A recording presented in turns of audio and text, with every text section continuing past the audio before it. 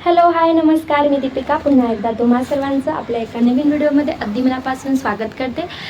2 दिवसाआधी जो व्हिडिओ तुम्ही बघितलेला आहे तो सुद्धा मुंबईला गेलो होतो आम्ही, तेव्हाचाच व्हिडिओ आहे। पण तेव्हा असं झालं होतं की तेव्हा त्रिशिकाचं ऑपरेशन करायचं होतं आणि त्यासाठी आम्हाला तिथे 15 दिवस थांबायचं होतं। त्यासाठी मग आम्ही त्यांच्या मित्राच्या इथं आधी वगैरे गेलो होतो। तर ह्यांचे मित्र आहेत, क्लासमेट आहेत खूप आणि खूप जीव लावतात एकदम। आणि जेव्हा त्रिशिकाचं ऑपरेशन होतं तेव्हासुद्धा ते पूर्ण ऑपरेशन होईपर्यंत थांबलेले 7 ते 8 तास। त्यानंतर सुद्धा डबा वगैरे त्यांच्या इथूनच त्यांनी आणला होता आणि सारखं मग 2-3 दिवसाला भेटायला सुद्धा यायचे आम्ही। तसं तर आम्ही हॉस्पिटलमध्येच थांबलो होतो 15 दिवस, पण भेटायला सारखं यायचे ते। खूप म्हणजे खूप त्यांचा आधार आम्हाला तेव्हा भेटलेला आहे। तर आत्ता जे आहे, आत्ता त्रिशिका एकदम ठणठणीत आहे, काहीही काळजीचं कारण नाही। ऑपरेशन सक्सेसफुल झालेलं आहे आणि आत्ता फक्त कसं असतं, महिन्यातून 2 महिन्याला 3 महिन्याला विजिट करावी लागते की हेल्थमध्ये काय प्रोग्रेस आहे हे बघण्यासाठी। तर यावेळेससुद्धा आम्ही तिचं तेच हेल्थमध्ये काय प्रोग्रेस आहे, सगळं व्यवस्थित आहे का हेच बघण्यासाठी मुंबईला गेलो होतो। तर तोच हा व्हिडिओ आहे। तर यावेळेस तर आम्ही मित्राच्या इथं गेलो नव्हतो, तर डायरेक्टली हॉस्पिटललाच गेलो होतो। त्यामुळे मेट्रोचा प्रवास तर करायचं काम पडलं नाही। तर मागच्या व्हिडिओमध्ये तुम्ही मेट्रोचं व्ह्यू वगैरे बघितलं, तर ह्या व्हिडिओमध्ये तुम्ही फक्त ट्रेनमधला आमचा प्रवास तुम्ही बघणार आहात। तर मला आवड आहे, तुम्हाला माहीतच आहे।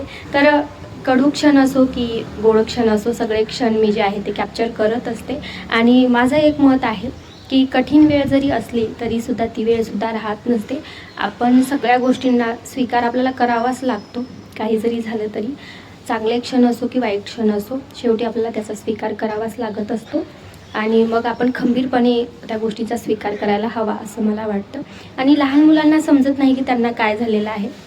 आपण जर आपल्या चेहऱ्यावर नाराजी ठेवली तर त्यांनाही बरं वाटत नसतं। त्यामुळे हसतमुखाने आपण त्यांच्यासमोर वावरलं पाहिजे आणि त्यांना असं वाटलं नाही पाहिजे की आपल्याला काहीतरी खूप मोठं झालं आहे आणि आईबाबा खूपच नाराज आहेत। असं काही नाही आहे, ठीक आहे, पुढे चालून त्यांना कळणारच आहे की काय होतं काय नाही सिच्युएशन ते। पण आत्ता त्या लहान जीवाला माहीत असतं की त्यांना काय झालेलं आहे। त्यामुळे मी तरी आणि आमच्या घरी सगळं वातावरण जे आहे ते हसत खेळतच ठेवण्याचा मी नेहमी प्रयत्न करत असते। तर त्रिशूची हेल्थ एकदम छान आहे बघा आता, आणि तिच्या हेल्थमध्ये छान प्रोग्रेस आहे, ते बघून खूप छान वाटतं।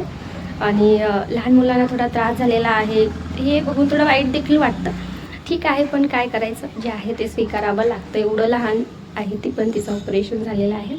ही गोष्ट थोडं पचायला थोडं अवघड जाते, पण ठीक आहे, त्या गोष्टीचा आम्ही स्वीकार केलेला आहे। आणि आता तिच्या हेल्थमध्ये छान प्रोग्रेस आहे, हे बघून तर खूप छान वाटतं। तर इथे बघा आम्ही हॉस्पिटलला पोहोचलेलो आहोत, पण डॉक्टर अजून आले नव्हते कारण की आम्ही लवकर पोहोचलो होतो। रात्री आम्ही 11:30ला घरून निघालेलो ट्रेनने, ते सकाळी आम्ही 7 वाजेपर्यंत तिथे पोहोचलेलो। पण 7 वाजता थोडीच तेवढं लवकर डॉक्टर येत नाही। तर हॉस्पिटलमध्ये आम्ही 9 वाजता एंटर केलं होतं। बाहेर आम्ही फ्रेश वगैरे झालेलो, नाश्ता वगैरे करून आम्ही परत एंट्री घेतलेली आणि मग थांबलो होतो।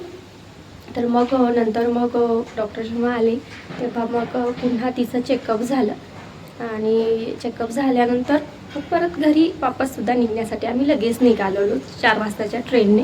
तर बघा हॉस्पिटलच्या आतमध्ये मस्त असं गार्डन आहे बघा, जिथं मुलांना खेळण्यासाठी आहे। खरं तर ना त्रिशिकाला घालण्यासाठी फ्रॉक आम्ही नेले होते, फ्रॉक जे असतात ना ते, पण तिला फ्रॉक घालायचाच नव्हता। तिचं म्हणणं होतं मला शर्टच घालायचा आहे, तर अक्षरशः रडत होती। तर असू दे म्हणलं, काय राहिले, तर शर्टच तिला घातले। आणि चेकअप करताना सुद्धा मग व्यवस्थित बरं पडतं शर्ट घातलेलं असलं तर। आणि त्यानंतर मग चेकअप वगैरे लवकर झालं, यावेळेस सगळ्या गोष्टी पटकन झालेल्या। लगेच आमचा नंबर पण लागलेला। त्रिशिकाला झोपेचं औषध दिलेलं, तर ती झोपलीसुद्धा अर्ध्या तासामध्ये। त्यानंतर तिचं चेकअप झालं आणि त्यानंतर मग आम्ही घरीसुद्धा परत निघालो। थँक्यू।